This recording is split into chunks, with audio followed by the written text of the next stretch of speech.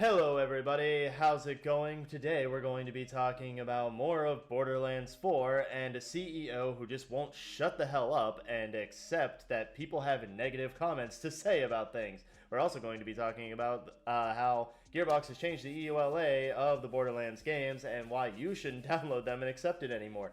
But as always, I am joined by Andrew Interactive. Andrew, why don't you say what's up? 10011001 Gearbox. Okay, already going with the negativity on that one. But hope you all enjoy this. Welcome to Game Grudge. Alright, we are going to be talking about Randy Pitchford right off the bat, the CEO of Gearbox. You know him, you love him, or you probably hate him, as many people do, and wish that he would just finally call Gearbox quits and leave and give it up to somebody else. But he recently decided to talk about the price of Borderlands 4 because many people are concerned about it. At PAX, he was very positive about it. He was very electric about it, as I stated in a previous video where I was positive. And he decided that, he basically said that, oh, he doesn't know what the price is going to be, but I hope everybody accepts it for what it is, yada, yada, yada. And, you know, it was pretty heartfelt and obviously rehearsed.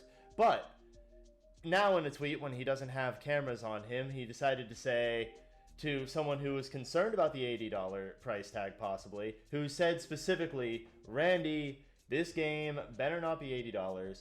Don't take that risk. A lot of gamers aren't going to pay $80 and feed this notion of constant increase of the price tag. You are the CEO. You have some say about the price when it comes to your publisher. So there we go. In response to this, Randy Pitchford, you may think, oh, he'll be positive about it and reassure anybody. But no, instead, he decided to say, A, not my call. And B, if you're a real fan, you'll find a way to make it happen. Citing his local game store had Starflight for Sega Genesis for $80 in 1991, which I have serious doubts about that. And said that when he was working minimum wage at an ice cream parlor in Pismo Beach, he found a way to just make it happen. So positive right there. Randy, your magic is astounding. It really is here. Andrew, what do you say to this? I say a few things. One, whoever posted that's kind of stupid. I mean, obviously people are going to pay for it because, you know, people are look at the whole Switch 2. Yeah, of course, people paid for the Switch too. Well, I mean, I don't think they're stupid for being concerned about price. I mean, people are concerned about prices in general now because of tariffs. I was talking about people not paying for it. People are going to pay for it. Second off, it's almost like, you know, the cost and the power of the dollar is totally different from now in 1991. Wild to think about. Yeah, I mean, it's a wild notion to think about how inflation affects prices of everyday goods and how the power of the dollar changes over time. And I just have nothing good. No feel goods, no vibes. I get you. I mean, it's hard to be positive at all whenever something happens that might be good, and then immediately you have a CEO who just says, my business, I don't care. I'm just going to say whatever I want on social media. It's like Elon Musk. I thought you were going to say Kanye. Oh, yeah. I mean, I guess it's like Kanye West as well. Or like pretty much any CEO or any like person who's a millionaire or billionaire. I mean, they really don't give a about the working class, but hey, whatever. But cares about the working class doesn't care about the working class. Yeah, you're right. We live in a whole country where people just don't even care about their own people. It's sad. But the second story that we have here as well, to be nice and super positive, and by that I mean not positive at all about, is that Steam users right here are review bombing the Borderlands games following Take-Two's new user agreement. This seems like a story that we've already told, considering Nintendo just changed their user license agreement and decided to screw everybody over too. check out that video. I'll put a link to it in the description. Mm-mm-mm. You know, I have a few more thoughts. Okay, what are your thoughts? Yeah. Randy could have easily said,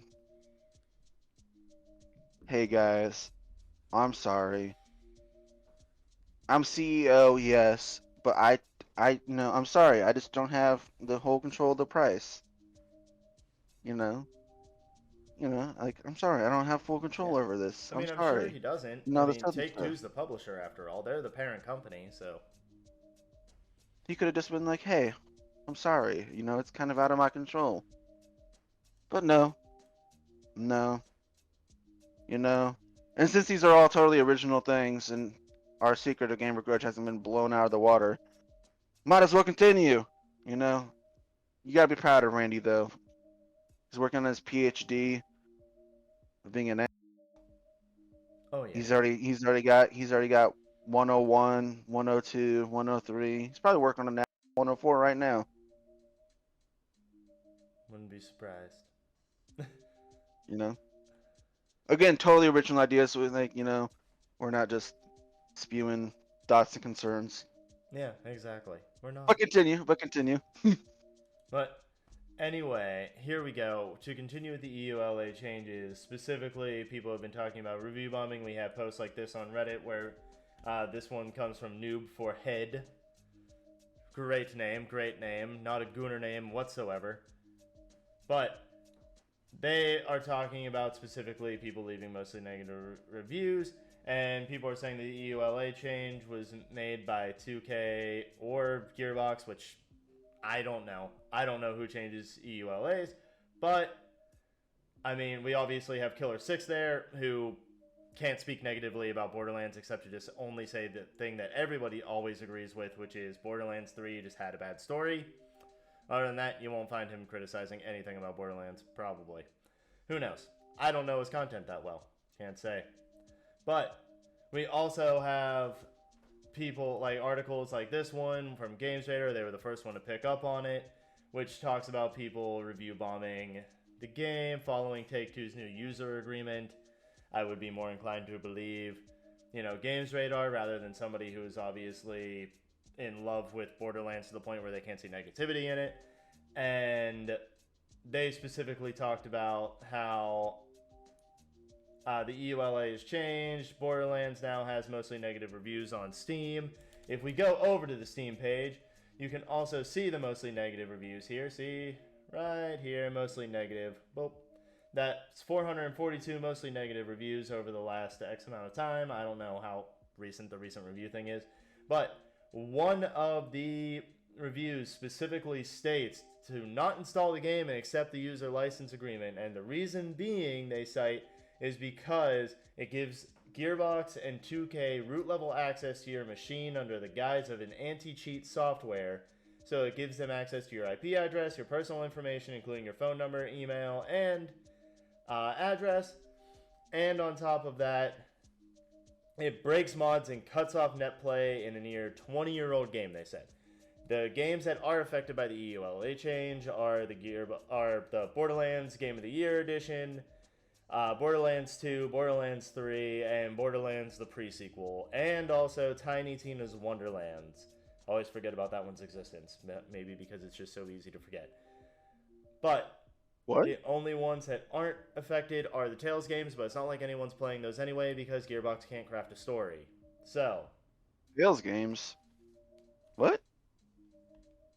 yeah, they exist, You talking about like Tales of the Walking Dead? No, Tales from the Borderlands? I don't know about Tales. Oh, you mean the Tall Tale games? Yeah, Telltale. That company that Yeah, existed those. once. I don't know. I think you're making up the Tales of the Borderlands games. I don't know. I mean, I won't make up the first one, but the second one I can definitely make up. I mean, it's way too far-fetched to actually believe it could happen. But I don't know. that right there is what has been happening in the Borderlands sphere. Again, I personally can't say anything about EULA changes. I don't know them. I don't know if they exist. There are some people who are saying that they don't exist. Some people who say that they do. It is, needless to say, it is a flustercluck like Krieg's mind.